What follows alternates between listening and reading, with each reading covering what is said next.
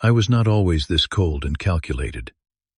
Once I was the trusting son who believed in family, above all else. I built heartwood furniture from nothing but sawdust and dreams, turning my father's failing hardware store into something truly special. My wife Amanda stood by me, or so I thought. My brother Jackson was my right-hand man, or so I believed. But betrayal has a way of reshaping a man's soul.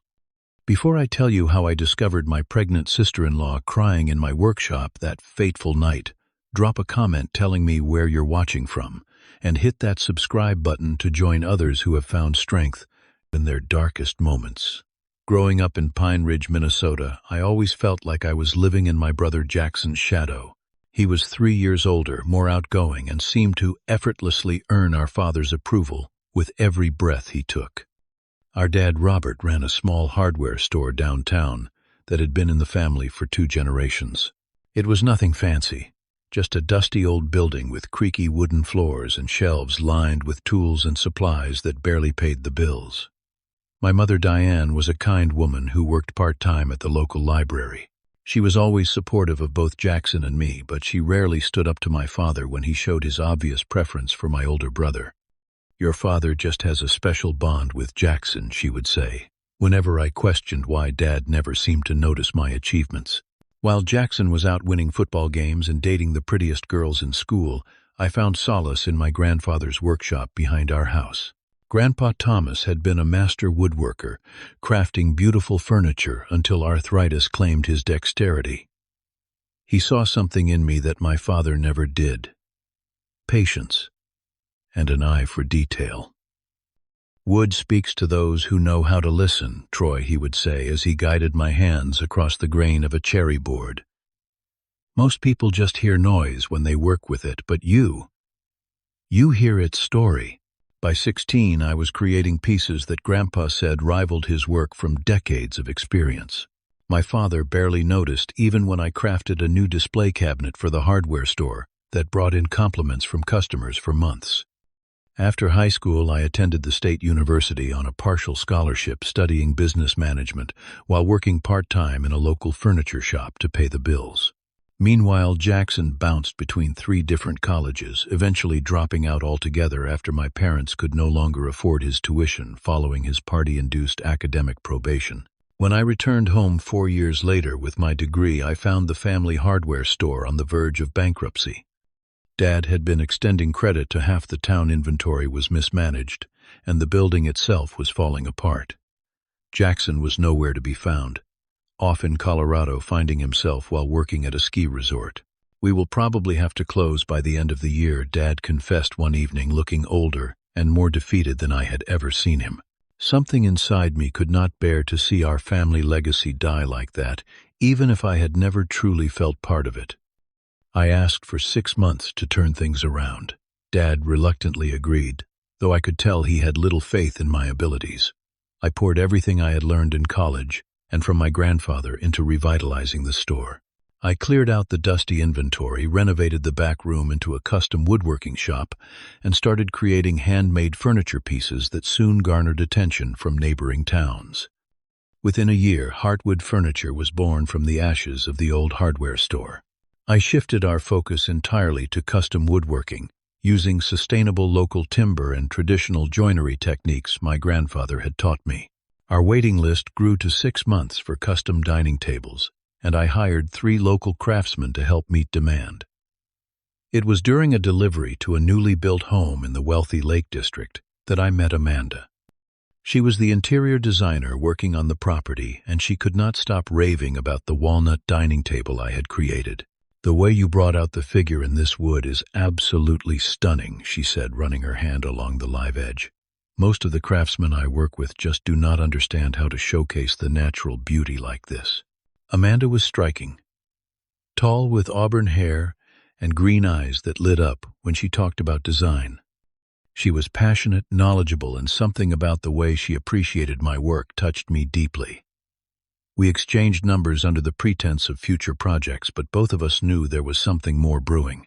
Our first date was at a small Italian restaurant where we talked until the staff began stacking chairs around us. Amanda had grown up in Minneapolis, and moved to our area to escape the city pace. She understood my connection to craftsmanship, sharing stories about her grandmother who had been a seamstress for a high-end clothing store. Creating something with your hands that will outlive you. That is true immortality, she said over tiramisu. I knew then I had found someone special. After a year of dating, I proposed with a wooden ring box I had carved from the same cherry tree we had picnicked under on our third date. The wedding was small but perfect, with my grandfather's restored rocking chair sitting empty in the front row, a sprig of pine laid across it in his memory. Just as life seemed to be falling perfectly into place, Jackson returned home. His Colorado adventure had ended poorly, fired for repeatedly showing up late to work. He brought with him a wife named Sarah, 6 months pregnant, and clearly exhausted from their cross-country drive in a beat-up sedan packed with everything they owned. Just need a place to crash until the baby comes and we get on our feet. Jackson told me not asking, but stating as if his return was always expected. I could see the worry in Sarah's eyes. A woman who had clearly made some questionable life choices, but seemed sincere in her concern for their unborn child. Despite my reservations, I offered Jackson a job at the shop. Family was family after all, and my business was thriving enough to support another salary.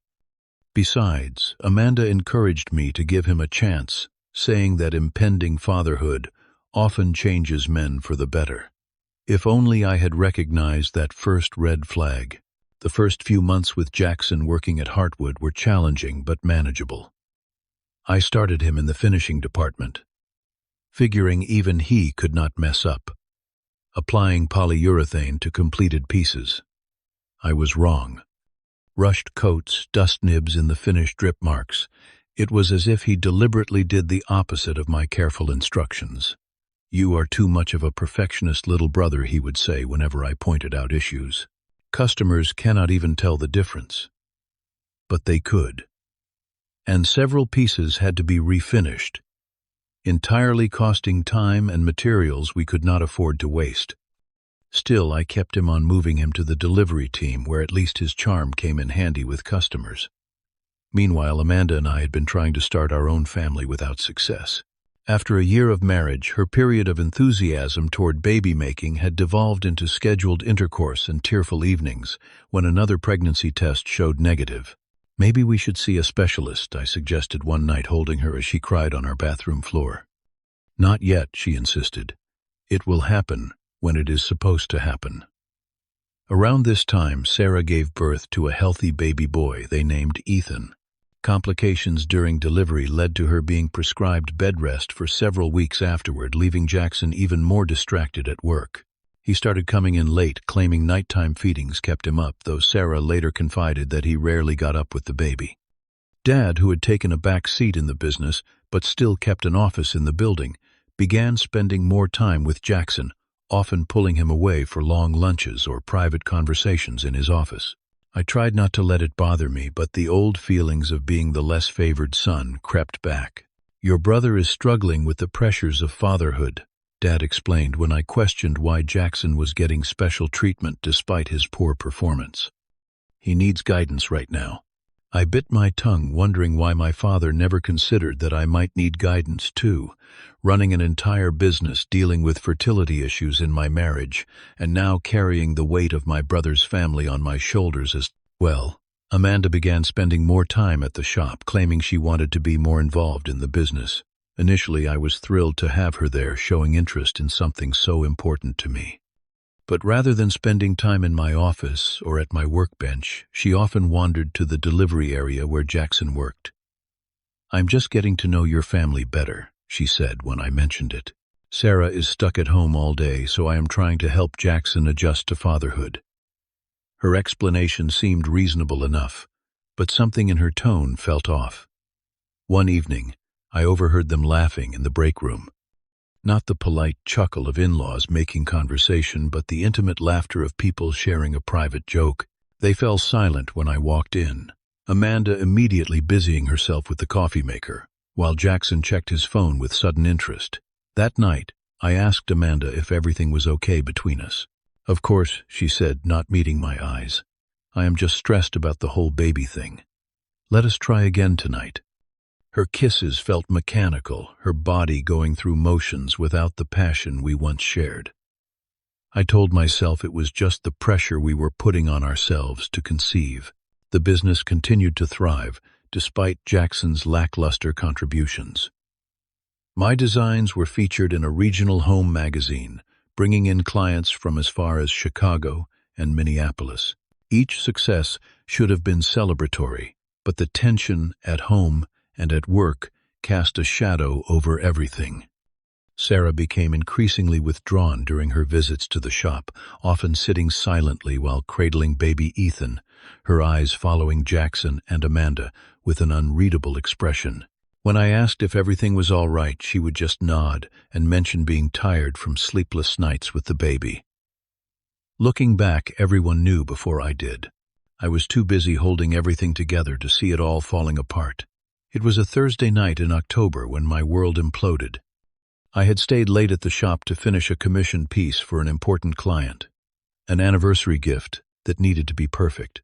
The rhythmic scrape of sandpaper against wood had always been meditative for me, allowing my mind to quiet and focus solely on bringing out the beauty hidden within the grain. The workshop door creaked open around 9, and I looked up expecting to see Amanda checking on me.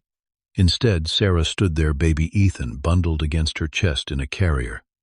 Her eyes were red-rimmed, her face blotchy from crying.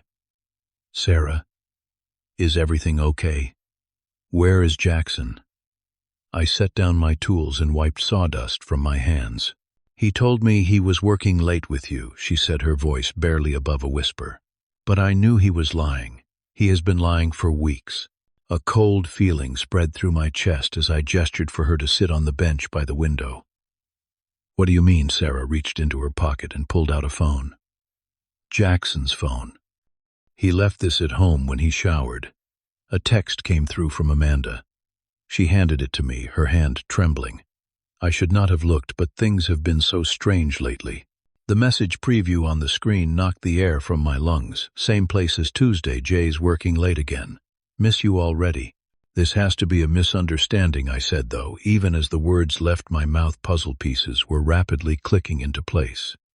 The late nights, the strange tension, Amanda's sudden interest in the delivery department, their private laughter. Sarah shook her head, tears streaming down her cheeks. I checked their message history. "Troy, they have been," she choked on a sob. "They have been seeing each other for months." I felt like I had been punched in the gut, but part of me still clung to denial. "Let us not jump to conclusions. Maybe they are planning some surprise for us, or I know where they meet," Sarah cut in. The text mentioned, "Same place as Tuesday. Last Tuesday, Jackson said he was going to pick up supplies but was gone for 3 hours. I tracked his location on our family share app." She pulled up a map on her phone showing a pinpoint at the Pine Ridge Motel on the edge of town. My grandfather had always said to measure twice and cut once.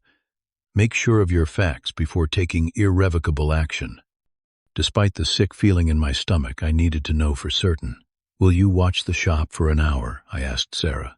She nodded, settling onto the bench with sleeping Ethan. 20 minutes later, I was parked across from the Pine Ridge Motel, my truck hidden behind a row of trees. Sarah had texted that Jackson's car had just left our neighborhood heading in this direction. I did not have to wait long before his familiar blue sedan pulled into the parking lot. He checked his surroundings before hurrying into room 114, not bothering to check in at the office. Another 10 minutes passed before Amanda's white SUV arrived. My hands gripped the steering wheel so tightly my knuckles turned white as I watched my wife of 2 years practically skip to the same motel room, a small overnight bag in hand. I should have driven away.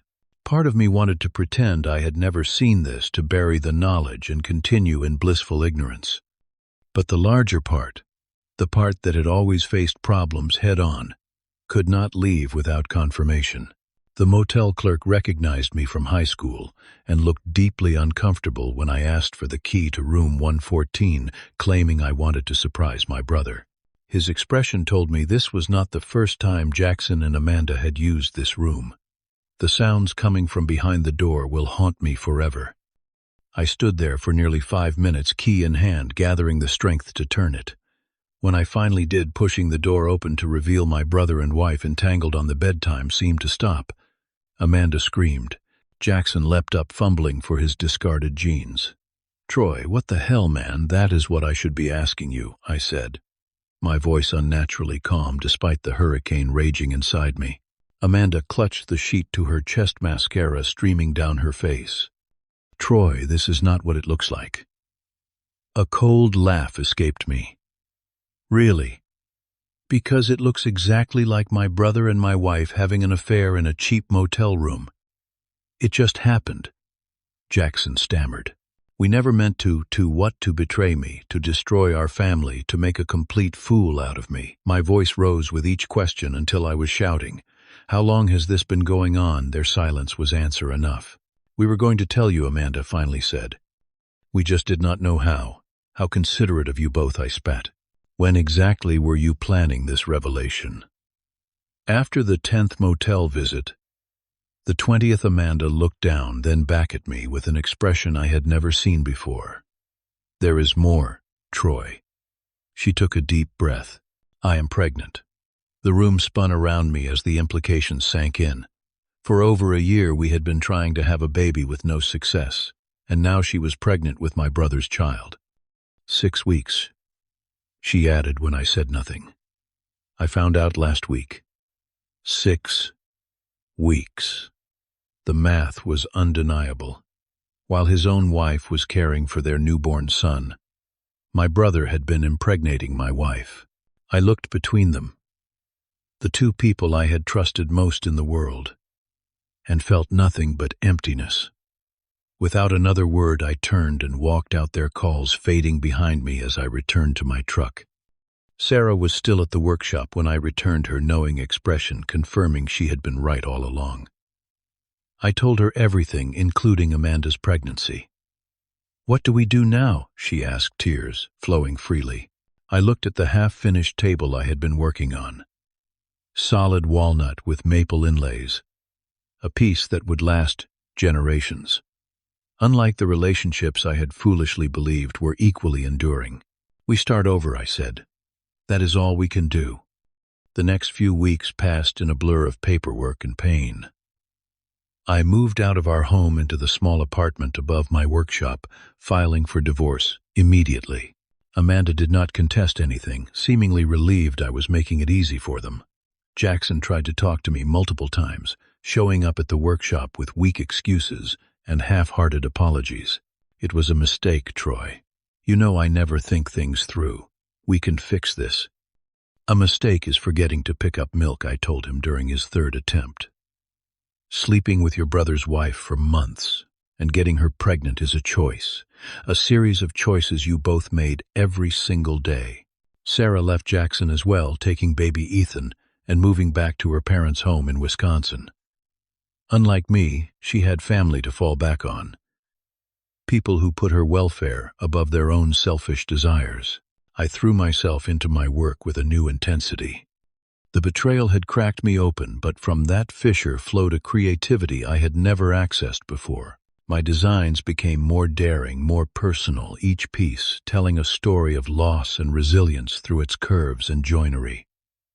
Customers responded enthusiastically, unaware that each table and cabinet was born from my grief. The business continued to thrive despite the personal turmoil. Orders poured in faster than we could fulfill them, and I hired 2 more craftsmen to help meet demand. Dad continued coming to the office daily, though he rarely spoke to me beyond business necessities. One evening in December, 3 months after the discovery, Dad called a family meeting at the house. I almost refused, but curiosity won out. What could possibly be said at this point to mend what had been broken? When I arrived, Jackson and Amanda were already seated at the dining table I had crafted as a housewarming gift for my parents years ago. Amanda's pregnancy was now visible, a small but undeniable bump beneath her sweater. The sight of it twisted the knife deeper. "Thank you for coming," Troy, Dad said formally, as if addressing a business associate rather than his son. "I have been thinking long and hard about the future of Heartwood Furniture and our family." I remained silent, waiting for whatever blow was coming. My father had never been one to consider my feelings before making decisions, and I doubted he would start now. "This situation between you boys and Amanda is unfortunate," he continued, choosing his words carefully. "But we need to think practically about moving forward. Jackson will need stable employment to support his child and you, Troy." He paused, looking at me with what might have been pity. "You might benefit from a fresh start somewhere else." The implication hung in the air for a moment before I understood. "You are giving the business to Jackson." It was not a question, but Dad nodded anyway. "I have already spoken with our lawyer. As the legal owner of the building and original business, I can transfer majority ownership to whomever I choose. The original business was a failing hardware store that would have closed if not for my work."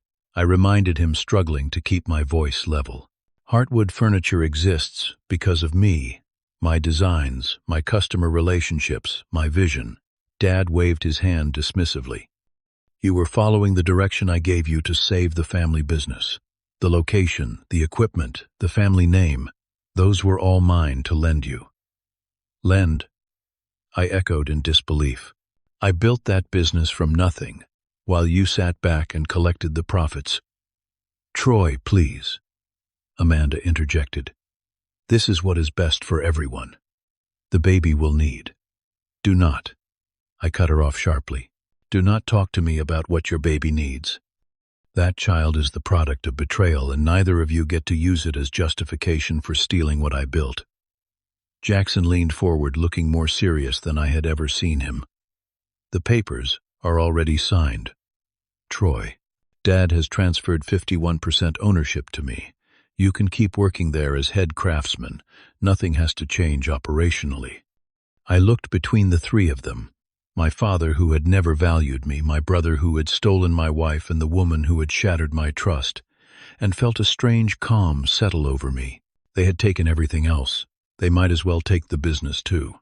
Without another word, I stood and walked out, ignoring their calls to come back and discuss things reasonably. There was nothing reasonable about any of this, and I was done trying to make sense of their twisted version of family loyalty. As I drove away from my childhood home for what I knew would be the last time, I made a decision. I would not fight them for the business. Instead, I would let them destroy it themselves. The first week after that family meeting, I spiraled into a dark place. I closed the apartment blinds, turned off my phone, and spent days alternating between staring at the ceiling and drinking enough whiskey to numb the pain. My life's work had been handed to the two people who had betrayed me most thoroughly, and for a brief moment I considered giving up entirely. It was the sound of hammering at my door on day 6 that finally broke through my haze. When I eventually opened it, disheveled and reeking of alcohol, I found Daniel Patterson standing there. An old college friend who now ran a high-end interior design firm in Chicago. "Jesus, Troy, you look like hell," he said, pushing past me into the apartment. "And smell worse. When was the last time you showered?" I shrugged, unable to remember. Daniel had come to Pine Ridge to visit his parents for the holidays and heard rumors about my situation. "The whole town is talking about it," he said bluntly, opening my blinds, despite my protests against the sudden brightness. "About Jackson taking over Heartwood, about Amanda, all of it." "Great," I muttered. "Public humiliation is exactly what I needed to complete this experience."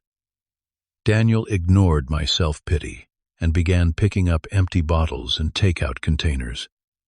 "Get in the shower. We are going to get breakfast, and you are going to tell me exactly what happened.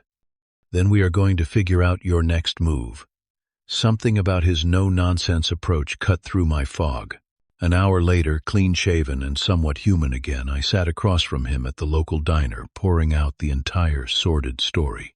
When I finished, Daniel did not offer empty sympathies or platitudes about time healing all wounds. Instead, he pulled out his tablet and showed me photos of a client's home he was designing in Chicago's Gold Coast neighborhood. "This dining space needs something special," he said. "My client has been looking at mass-produced garbage that costs more than a car but has zero soul. What would you create for a space like this?" I stared at him, confused by the abrupt change in topic. "Why does that matter now?" "Because you are a furniture maker, Troy. Not a business owner, not a husband, not a brother or son. Those relationships have failed you. But this, he tapped on an image of a walnut console table I had created last year, which was prominently featured in the client's living room. This is who you really are. This has never failed you. He was right. Throughout my life, the one constant had been my connection to wood and craft. When everything else had been uncertain, the workshop had been my sanctuary. I have wealthy clients who would pay premium prices for exclusive Troy Heartwood designs, Daniel continued. No retail overhead, no employees to manage, just you creating masterpieces for people who appreciate artistry. For the first time in weeks, I felt a flicker of possibility. I would need a workshop tools. Daniel smiled. I have space in my design studio's building. Previous tenant was a small architectural millwork shop. The dust collection system is still in place. It took me only moments to decide. The next day I went to Heartwood early, before anyone else arrived. I took only what was indisputably mine. My grandfather's hand tools, my design portfolio and templates, and a few pieces of exceptional wood I had been saving for special projects. I left my keys on the desk with a simple note: I quit. By the end of the week I had packed my truck and rented out my apartment. I did not say goodbye to anyone. Not my parents, not Jackson, not the employees who had worked alongside me for years. Clean breaks heal fastest, my grandfather used to say.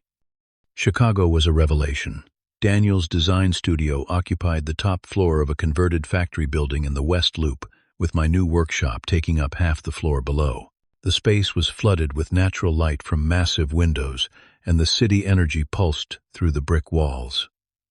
I started small, creating custom pieces for Daniel's most discerning clients. Without the pressure of running a retail operation, I could focus entirely on craftsmanship and design. Each piece became an exercise in emotional processing. The sharp angles of a sideboard reflecting my anger, the gentle curves of a rocking chair embodying the comfort I sought. Word spread quickly in Chicago's design community. 6 months after leaving Minnesota, I had a waiting list that stretched to 9 months and had hired my first apprentice, a young woman named Maya, who had studied furniture design but wanted to learn traditional joinery techniques. I named my new company Resurgence Designs, a testament to rising from ashes. Our tagline, "Crafting New Beginnings," resonated with clients who were themselves in transition, newly divorced. Executives furnishing first bachelor pads, families blending households, empty nesters, downsizing to urban condos. It was through this work that I met Eliza, an interior designer who specialized in helping clients through life transitions. She brought a client to the workshop, a recently widowed woman who wanted to incorporate her husband's collection of turned bowls into a custom display cabinet. "Your work has such honesty to it," Eliza told me after the consultation. "Most high-end furniture is just expensive for the sake of being expensive. Yours tells a story." She did not know my story yet, but something about her quiet confidence made me want to share it. Over coffee that turned into dinner, I told her about Jackson and Amanda, about the business I had built and lost, about starting over at 32. "Some people spend their whole lives avoiding that kind of pain," she said thoughtfully. "But you walked through it and came out with something more authentic on the other side." Eliza became a regular visitor to my workshop, bringing clients who needed more than just furniture. They needed pieces that acknowledged their past while embracing their future. Gradually, our professional relationship deepened into friendship and eventually into something more. Meanwhile, news from Pine Ridge trickled in through mutual acquaintances. Heartwood Furniture was struggling. Jackson had pivoted toward mass production techniques to increase output, sacrificing the quality that had built our reputation. The custom pieces that did leave the shop lacked the distinctive design elements that had set Heartwood apart. Amanda had taken over the company's social media, posting desperate-sounding promotions and discounts that reeked of cash flow problems. Dad had suffered his first heart attack 6 months after I left, the stress of watching his precious investment crumble taking its toll. I took no pleasure in their struggles, but I felt a certain cosmic justice in the situation. They had valued the business over my contribution to it, and now they were learning that the business was my contribution. 18 months after leaving Minnesota, I received the first email from Amanda. The subject line read simply, "We need to talk." I nearly deleted it unread, but curiosity won out. "The business is failing," she wrote. "Jackson does not understand how to deal with the high-end clients. Your father is not well. Please, Troy. Your brother's son, your nephew, deserves a chance at the legacy you built. We made terrible mistakes, but the child is innocent." I did not respond, but the email lingered in my mind. A week later, Jackson called. I let it go to voicemail. "Hey, little brother," his voice sounded tired, defeated. "I know I am the last person you want to hear from, but we are drowning here. The bank is threatening foreclosure. Dad is talking about selling the building. I know I do not deserve your help, but please call me back." I discussed the situation with Eliza that evening as we cooked dinner in my loft above the workshop.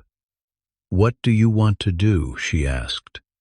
"Chopping vegetables with precise, even cuts." "Nothing," I answered immediately. They made their bed. "That is a valid choice," she nodded. "You owe them nothing." But I prompted hearing the unspoken continuation. "But holding on to anger, even justified anger, takes energy. Energy you could use for creating beautiful things." She looked up at me. "Not helping them would be understandable. Helping them would be extraordinary." 2 days later, my mother called to tell me Dad had suffered another heart attack. "He is asking for you," she said, her voice small and fearful.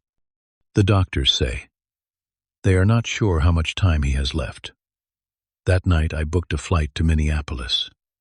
The Heartwood showroom was nearly empty when I walked in for the first time in almost 2 years.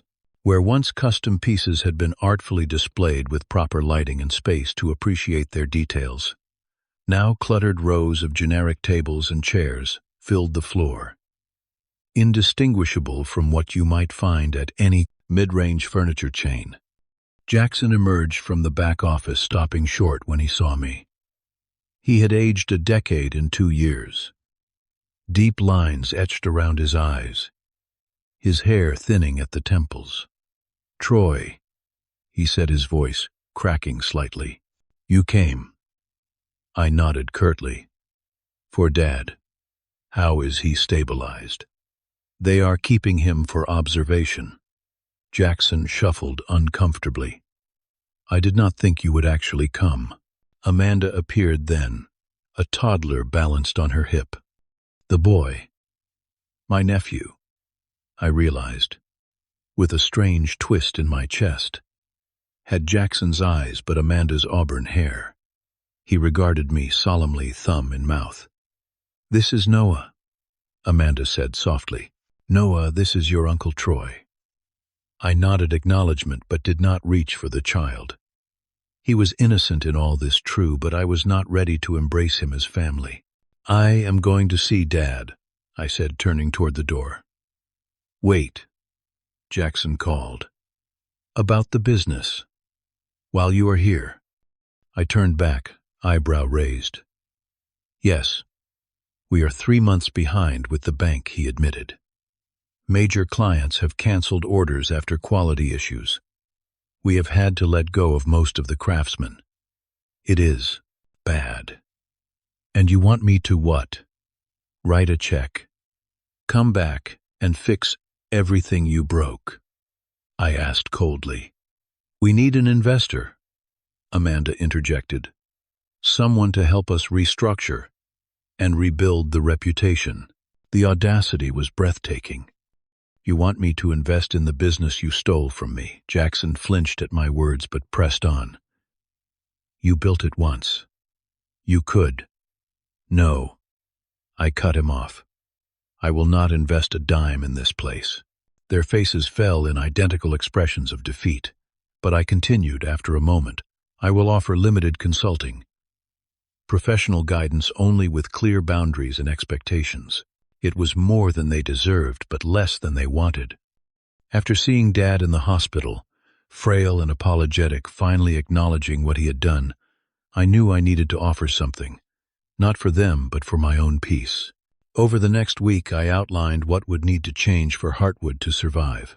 They would need to return to the quality over quantity approach, rebuild relationships with suppliers, and retrain staff in proper techniques. I introduced Jackson to Daniel, who agreed to carry a limited Heartwood line in his Chicago showroom, providing they met rigorous quality standards. I did not stay to implement these changes. My life was in Chicago now with Resurgence Designs, and with Eliza, who had recently moved into my loft. The business I had built from betrayal had become something more meaningful than what I had lost.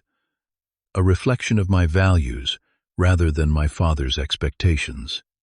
6 months after my brief return to Pine Ridge, I proposed to Eliza on the rooftop deck of our building with a ring I had crafted from ebony and silver.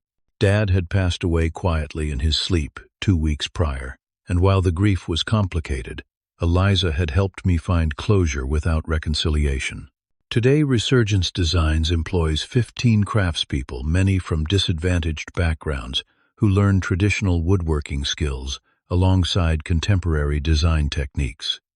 We have opened a woodworking school that provides free classes to at-risk youth, teaching them not just skills but the value of patience and precision.